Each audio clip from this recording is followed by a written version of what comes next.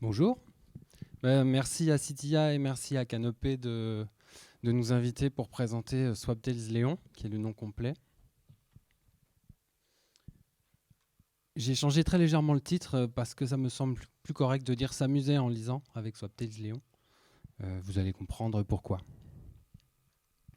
Donc nous sommes Witty Wings. On est une société de production, de développement d'expériences innovantes de jeux. Et nous, ce qui nous intéresse, c'est l'imbrication très étroite du gameplay, donc les mécaniques de jeu et de la narration. On est 3 personnes, 2 game designers scénaristes. Moi, je suis aussi illustrateur et on a un programmeur. Et notre premier projet, qui est sorti en octobre sur iPad et en décembre sur tablette Android, c'est un jeu qui s'appelle Swaptails Léon. Donc, voilà. Oups. Pardon. C'est un jeu livre interactif que nous avons développé. Je vous expliquerai tout à l'heure en détail comment est-ce qu'on est venu à faire le projet. Mais je vous en dis déjà quelques mots. C'est un jeu d'aventure et de réflexion. En tout cas, c'est comme ça qu'on le présente. C'est une manière de le présenter. C'est un jeu qui est un petit peu hors des habitudes. Et du coup, c'est pas évident de situer précisément ce projet. C'est un jeu qui permet la coopération de 2 joueurs ou ça peut être joué tout seul aussi. C'est destiné à un public qui va des enfants de 6 à 12 ans, mais aussi qui inclut les adultes. Et on a même vu que ça plaisait à certains adolescents. Il existe en 5 langues. Et je vais vous faire une démonstration tout de suite. Comme ça, ce sera plus clair.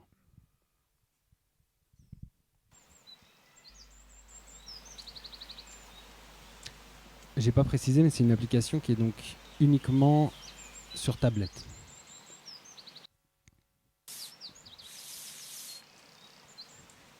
Donc là, j'ai simplement lancé la nouvelle partie. Le son, il est là par intermittence. Je vais mettre mode 1 joueur. Il y a un tutoriel qui accompagne complètement les joueurs, mais je le désactive parce que sinon ce serait trop intempestif pour ma présentation.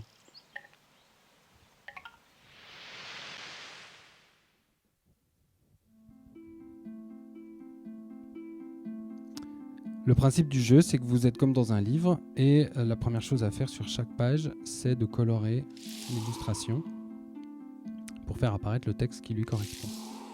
Il était une fois un petit garçon qui s'appelait Léon, qui n'avait qu'une envie, grandir et vite. À tout moment, on peut tourner la page, revenir en arrière, aller en avant. Donc il y a certains objets qui vont réagir à la coloration et qui font apparaître le texte qui leur correspond. Et à partir de là, si j'explore l'image, je vais trouver des éléments. Voilà, le papa de Léon était exigeant et sa maman rigolote. Et à partir du moment où 2 mots ont été sélectionnés, je vais pouvoir les intervertir. Le papa de Léon était rigolo et sa maman exigeante. Et donc, par exemple, ici, on est dans une page où il y a ces 3 adjectifs qui peuvent être intervertis. Donc je peux avoir, voilà, maman, j'aimerais que ce soit une maman fatigante.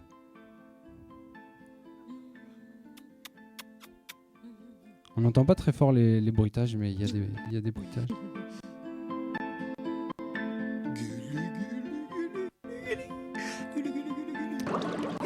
Ce qu'on n'a pas fait. On a fait un travail rigolo.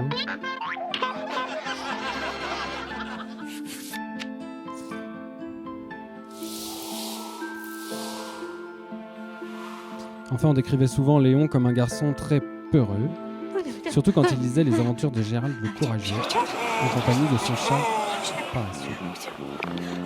Donc là, par exemple, si je change rien du tout, parce qu'à partir de cette page-là, on entre dans un dispositif que nous, on appelle une énigme, c'est-à-dire que, par exemple, si je ne change rien et que je vais voir à la page suivante, Léon avait tellement peur de tout qu'il n'osa jamais rien faire, il ne lui arriva donc jamais rien.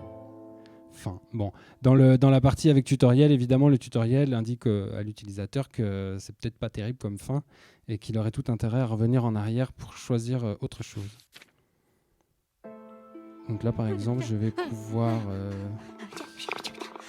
dire que Léon n'est pas peureux, mais courageux. Et là, j'ai un indicateur en haut à droite qui me signale que la page suivante a été affectée par ce que j'ai fait. Et effectivement, j'ai accès à la suite de l'histoire. Je vais revenir en arrière juste pour montrer un tout petit détail qui aura son importance pour la suite de ma présentation. Ici, par exemple, si je choisis que Gérald le peureux, donc c'est un viking, devienne Gérald le paresseux, c'est un paresseux. Bon, ça n'a pas affecté la page suivante. Je vais passer un peu plus rapidement sur cette page-là, qui est du même type que la page qu'on vient de voir. Donc là, on a cette fois-ci des adverbes. Donc Léon va réagir calmement au départ de ses parents. Et tout va bien se passer. S'il n'avait pas réagi calmement, on serait arrivé sur différents types de fins. Donc là, on entre dans une énigme qui va se dérouler sur 2 pages. Donc on est dans un niveau de complexité un peu plus élevé. La cuisine est interdite ce soir, annonça la babysitter. Puis elle resta silencieuse toute la soirée, devant la télé allumée. Là, si je ne change rien... Qu'elle plaît cette babysitter, soupira Léon. Comme la cuisine restait interdite, Léon s'ennuya dans sa chambre jusqu'à la fin des temps. On a fait des fins qui sont très définitives, pour qu'elles soient décevantes et qu'on ait envie de changer les choses. Donc ici, la cuisine est interdite. Si la cuisine est plutôt allumée, ça change la page suivante. Et Léon va pouvoir maintenant aller dans la cuisine. Alors j'ai envie de sortir, mais impossible avec cette babysitter, se dit Léon. Qu'est-ce qui pourrait bien m'aider ? Sûrement pas cette souris devant le micro-ondes, alors peut-être le chat endormi sur le frigo. Donc ici, on a 2 adverbes de position et on va pouvoir changer de position les objets. Et là, on va avoir un impact cette fois-ci sur la page précédente, qui est une nouvelle brique de gameplay. Et en effet, maintenant on peut voir le chat depuis le salon, le colorer, et il vient avec une phrase en plus, enfin un bout de phrase, sans remarquer le chat endormi. Et du coup, avec le mot endormi, on va pouvoir avoir une babysitter endormie. Et Léon va pouvoir s'échapper de la maison.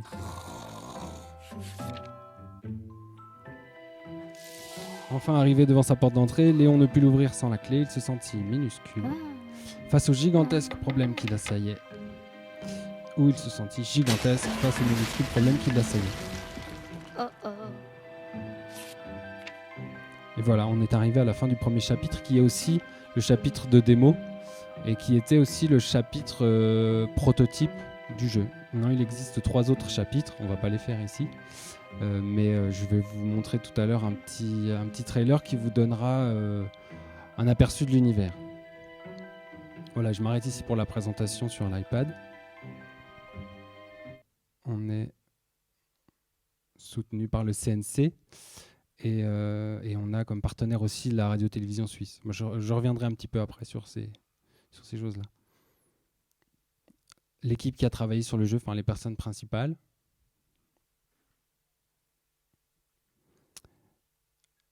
Donc le jeu est sorti en octobre, le 19 octobre sur App Store, uniquement sur iPad. Et puis un peu plus tard, en décembre, on l'a sorti sur Android. On a une très bonne note sur App Store puisqu'on a 5 étoiles en moyenne. Et sur Android, on a 4,6 environ. Ça bouge d'un jour à l'autre. Mais en tout cas, voilà, les retours des joueurs sont très positifs. Nous, on est contents. On a eu aussi des bons retours de la presse. Je continue le tour un petit peu de ce qui s'est passé autour du jeu à sa sortie. Donc on a eu, sur décembre, on était vraiment bien placé dans les charts en France principalement. On avait la première place dans Kids 9-11. Je ne sais pas qui est ici utilisateur de l'App Store. C'est un store qui est très compliqué. La visibilité est un enjeu énorme quand on fait une application. Et du coup, malgré qu'on ait été mis en avant par Apple, on n'est pas dans l'App Store sur les iPads. On n'apparaît pas Si vous allez explorer librement, on ne va pas vous proposer Swaptails Léon. Par contre, on y est dans les charts. C'est pour ça qu'on a regardé ça. En tout cas, voilà, pendant tout décembre, on était entre la première et la 15e place de ces différents classements, ce qui nous a permis d'avoir des téléchargements et une visibilité. La presse a été sympathique. Je vous laisse lire.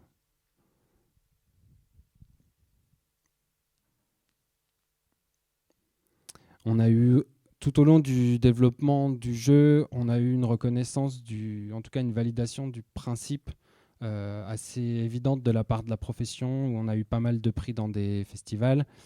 Et le jeu final aussi a été nominé dans pas mal de choses et on a pu être présent sur pas mal de festivals, ce qui a été l'occasion de voir des gens jouer et d'améliorer encore le jeu juste après la sortie. Pour la sortie Android, on a pu encore améliorer des choses. Et enfin voilà, le trailer de lancement du jeu.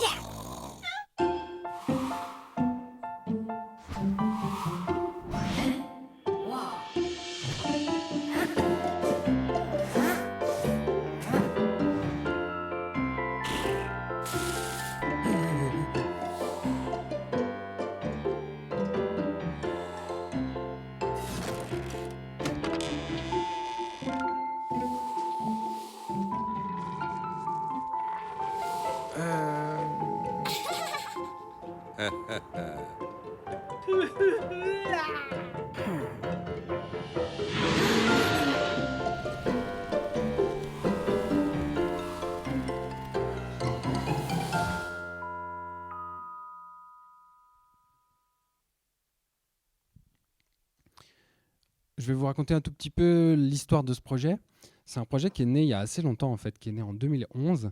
À cette époque-là, on avait une première génération d'iPad qui était arrivée sur le marché et il n'y avait pas encore la deuxième génération. Enfin, je crois qu'elle est tout juste sortie pendant qu'on commençait à réfléchir au projet.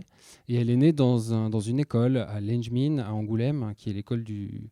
Je simplifie, c'est l'école de jeux vidéo de la seule école nationale publique de France. L'idée à la base, c'était de faire un jeu sur iPad déjà, parce qu'il n'y en avait pas encore beaucoup, et surtout de faire un vrai jeu pour les enfants sur tablette. À l'époque, il y avait ce qu'on appelle des bacs à sable, donc des jeux où il y a tout un tas d'activités, mais où il n'y a pas d'objectif véritablement, il n'y a pas d'échec possible. Et puis, il y avait aussi soit des jeux vraiment grand public qui n'étaient pas forcément ciblés enfants, ou alors des jeux vraiment ultra simples et souvent avec de nouveau aucune possibilité d'échec. Donc ça, c'était la première envie, faire jouer les enfants. Et puis à cette envie-là, c'est adjoint une deuxième envie qui était plutôt un constat, c'est qu'on ne pouvait pas faire des jeux très compliqués à moins d'avoir un adulte à côté. Et parce que du coup, cet échange enfant-adulte, il permettait d'aller beaucoup plus loin dans la complexité. Et en plus, la tablette, quand elle est arrivée, on a vu un comportement qui s'est démocratisé pas mal, c'est je donne ma tablette à mon gamin et il se démerde. Alors que nous, on trouve dommage de ne pas utiliser la tablette comme un élément fédérateur, ou plutôt là, on va se retrouver autour de la tablette puisque c'est dans le salon, on n'est pas dans un ordinateur personnel. Et donc le premier prototype de Swaptails Léon, qui à l'époque s'appelait Michel, il avait vraiment pour but principal de faire collaborer adultes et enfants. C'est pour ça qu'on a créé ce texte qui est plutôt, on va dire, la partie que va plutôt gérer l'adulte, qui va lui avoir tout le temps la vue sur le texte, va pouvoir déchiffrer déchiffrer et lire les textes à l'enfant si besoin. Et puis la partie image dans laquelle l'enfant va plutôt agir, c'est pour ça qu'il y a la coloration notamment. Et c'est la partie dans laquelle on va sélectionner les mots. On ne sélectionne pas les mots dans le texte, on les sélectionne dans l'image pour qu'il y ait tout le temps besoin de faire des va-et-vient entre texte et image. Donc suite à ce prototype étudiant qui a un petit peu prouvé l'intérêt du concept, il y a eu une partie des étudiants dont je fais partie qui ont décidé de continuer le projet, d'essayer de le faire en vrai, de le sortir. Et on a fait un prototype professionnel, cette fois on a carrément tout repris à zéro. Et ça ne s'est fait que 4 ans plus tard, après avoir passé pas mal de temps à essayer de financer le projet. Avec ce prototype, on a remporté un concours avec un prix absolument incroyable de 100 000 euros qui nous a permis de lancer la production. Donc on a créé notre studio pour encadrer cette production. On a pu obtenir le soutien du CNC via l'aide le fonds d'aide aux jeux vidéo. En 2015, donc tout ça s'est passé à peu près à la suite sur le début de la production. On a su qu'on aurait aussi un éditeur qui nous aiderait pour la partie communication et distribution. Et puis après pas mal d'aventures, c'était une année très très très dense. On a pu sortir le jeu sur iPad comme je vous l'ai dit, puis sur Android. Et maintenant je vais vous parler un peu plus du contenu. On a choisi de faire un récit. Bon, je vais tout de suite mettre tout. On a choisi d'avoir un récit qui puisse parler à tout le monde. C'est pour ça qu'on a choisi le thème qu'est-ce que grandir.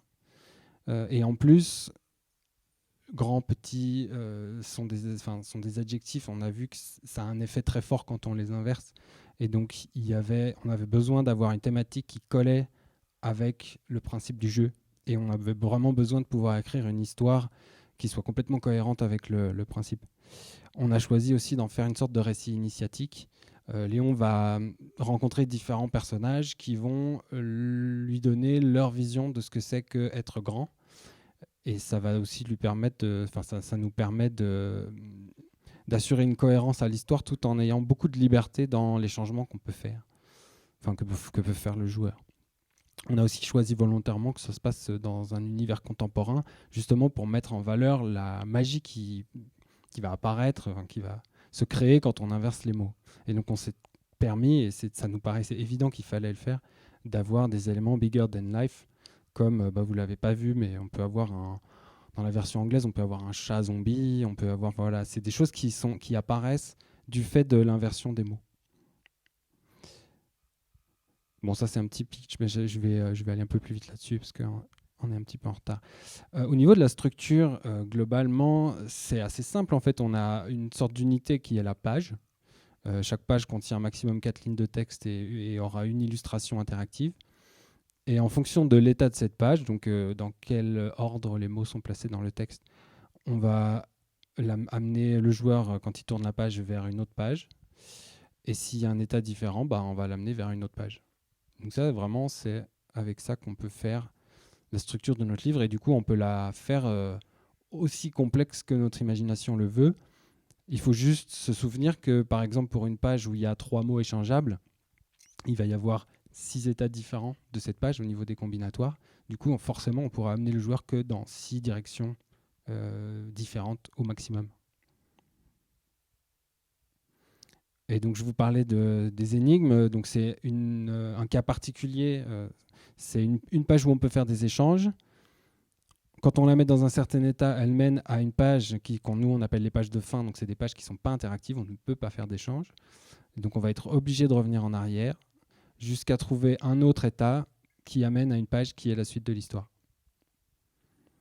Après, on peut multiplier les états et on peut avoir autant de fins qu'on veut, autant de suites qu'on veut.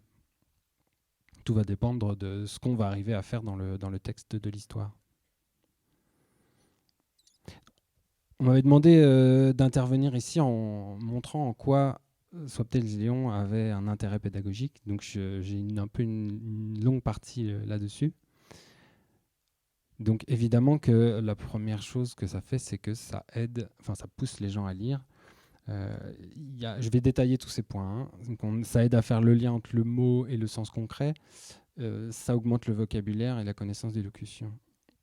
Et enfin, ça peut aider à appréhender la grammaire, puisqu'on joue vraiment littéralement avec la grammaire. On a des orthophonistes qui utilisent le jeu déjà, qui nous ont contactés pour avoir une version papier qu'ils utilisent avant, visiblement, de faire jouer les enfants au jeu. Et on a aussi vu que, bon, ça c'est un peu... Ça va être extrêmement personnel, mais on a eu des retours de gens qui nous disent mon fils est autiste, il a adoré le jeu, il fait tous les échanges, il a tout fait jusqu'à... Voilà. Et donc même des gens qui nous ont dit mon fils est autiste, ça n'intéressera pas votre jeu. Le gamin, il a joué et il est resté scotché. Par rapport au fait de pousser le joueur à lire, alors comment est-ce qu'on fait? Bon, nous, notre but principal, c'était pas de faire une application éducative.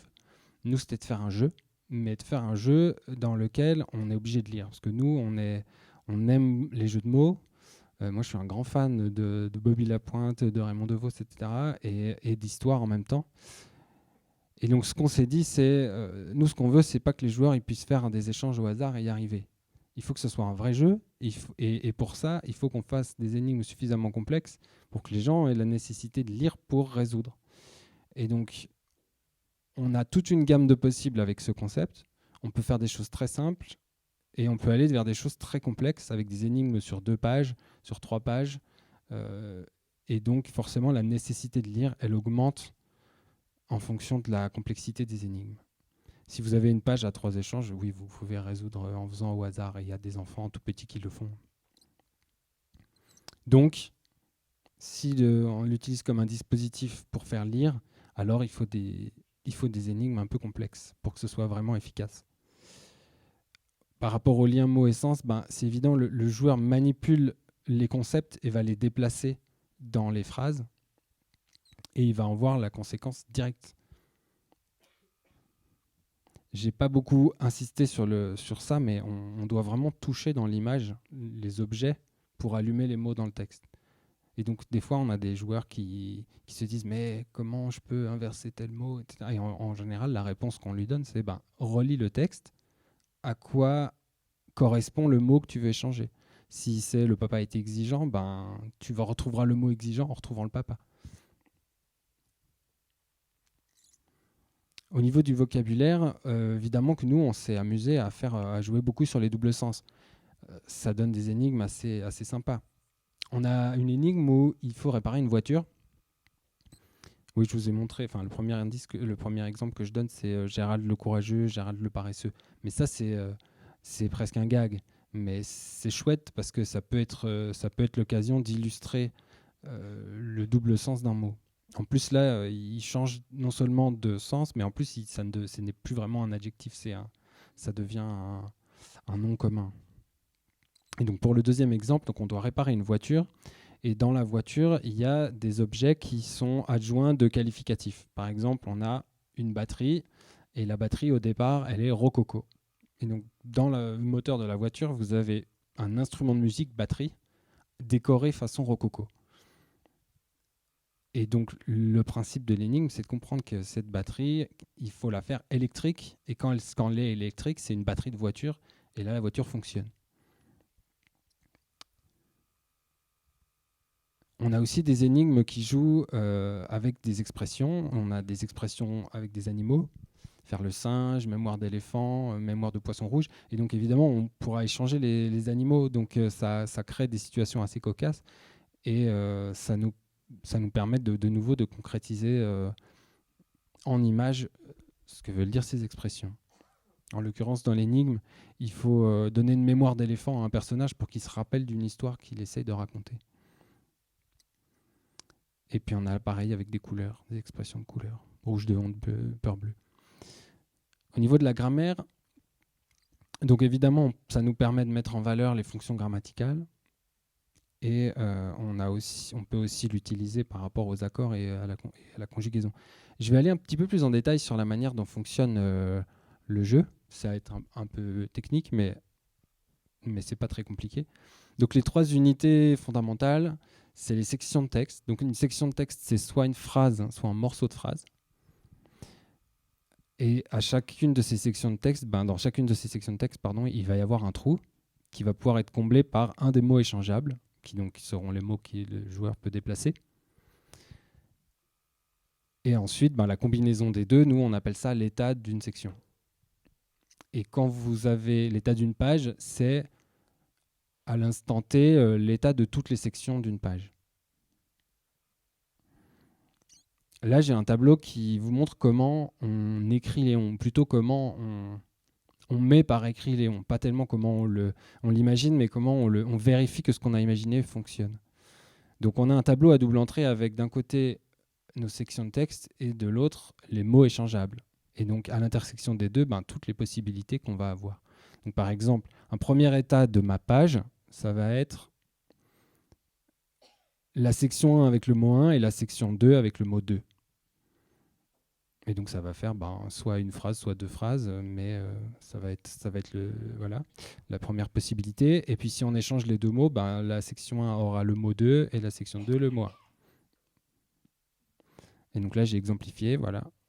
Léon mange une tartine, tandis que son père repasse sa cravate, c'est donc la première possibilité.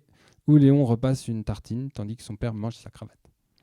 Donc on voit que même avec des exemples très simples, et là, même en le faisant pour la présentation, on arrive très vite à des choses cocasses. Et c'est ça qui est chouette dans ce projet. Mais c'est aussi une difficulté parce que ça peut vite devenir n'importe quoi. Donc nous, on a passé beaucoup de temps à faire des choses qui dérivent pas complètement. Donc on garde une narration claire et que ce soit amusant quand même. Donc ensuite, ça, c'est une page, donc vous avez le texte en haut, l'image en bas. Évidemment, on va afficher l'état d'une section de texte en haut. Et quand cet état est affiché, ça va faire apparaître un élément qui lui correspond. Donc, pareil, voilà. Et quand le deuxième état est là, on fait apparaître le deuxième élément qui lui correspond. Et donc, concrètement, Léon mange une tartine. On voit Léon qui mange une tartine, tandis que son père repasse sa cravate. On voit le père repasser une cravate. Ça paraît un peu des la palissade, je ne me rends pas du tout compte, mais c'est vraiment comme ça que ça fonctionne. Et après, il y a énormément d'éléments en plus qui viennent s'ajouter, qui sont des éléments complémentaires que je n'ai pas mis ici. Par élément, je veux dire des éléments de décor. Donc, ce qu'il faut retenir de ces explications. Nous, ce qu'on s'est donné comme règle, c'est que sur une page, tous les mots échangeables seront d'un même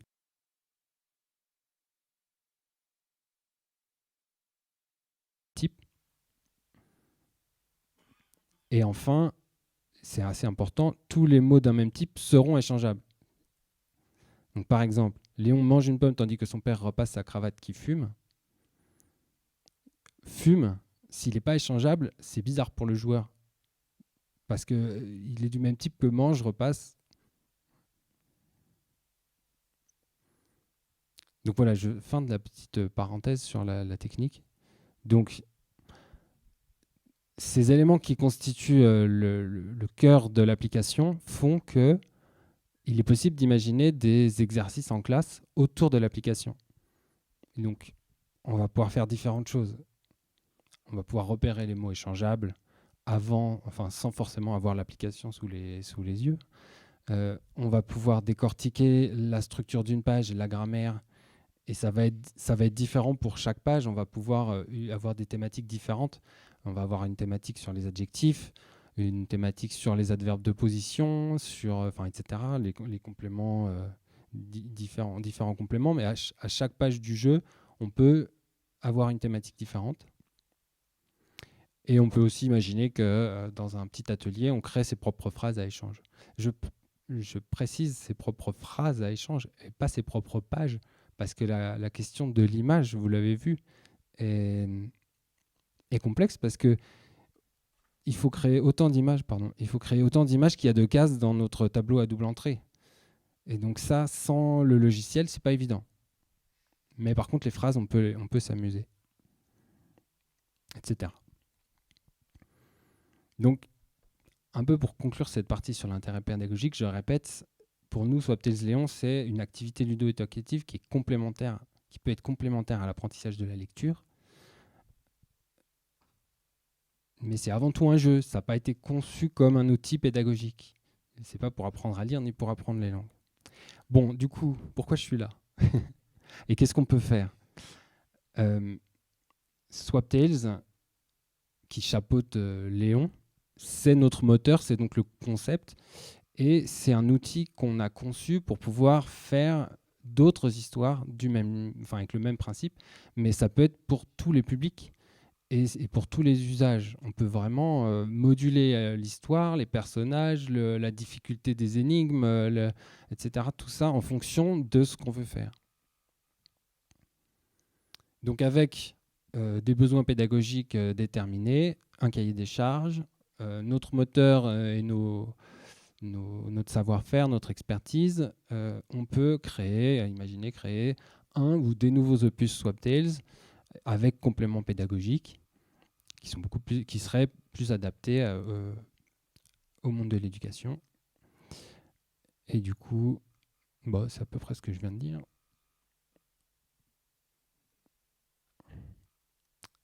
Les 2 derniers points en gris, c'est des choses qui sont complémentaires. On peut aussi imaginer un Swaptail pour amener simplement en discussion en classe des sujets, parce que simplement c'est une nouvelle manière de raconter des histoires. Et donc on peut tout à fait imaginer créer un Swaptail à partir d'une thématique, plutôt qu'à partir de la nécessité d'apprendre à lire ou d'apprendre une matière. Et puis aussi, pour un usage en classe, la tablette, on sait que malgré les volontés du gouvernement d'avoir le plus possible de tablettes dans les écoles, dans les faits, ce n'est pas forcément le cas. Et c'est beaucoup plus flexible d'avoir une version PC ou une version navigateur du jeu.